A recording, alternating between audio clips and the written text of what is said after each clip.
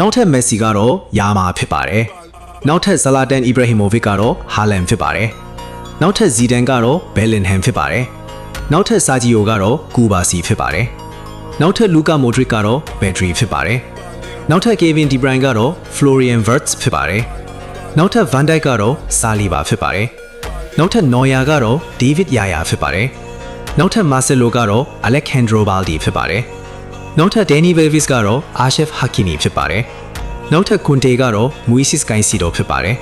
နောက်ထပ် Busquets ကတော့ Rodri ဖြစ်ပါတယ်နောက်ထပ် Thierry Henry ကတော့ Alexander Isak ဖြစ်ပါတယ်နောက်ထပ် Luis Suarez ကတော့ Julian Alvarez ဖြစ်ပါတယ်ဒါပေမဲ့ဘောလုံးလောကကအခုထိရှာမတွေ့သေးတဲ့တခုတည်းသောအရာကတော့နောက်ထပ် Cristiano Ronaldo ပါပဲသူအနားယူသွားတဲ့အခါဘောလုံးလောကကြီးတစ်ခုလုံးဟာသူ့ရဲ့မရှိမှုကိုတကယ်ပဲခံစားရပါလိမ့်မယ်တင်းရဲ့ကီဘိုကနောက်ထပ် Cristiano Ronaldo ဘယ်သူထိမလဲဆိုတာကိုကြိုတင်ခန့်မှန်းပေးနိုင်တယ်ဆိုတာသိပါသလား The next Ronaldo is လို့ရိုက်ထည့်ပြီးကီဘိုကဘာအကြံပြုလဲဆိုတာစမ်းကြည့်လိုက်ပါ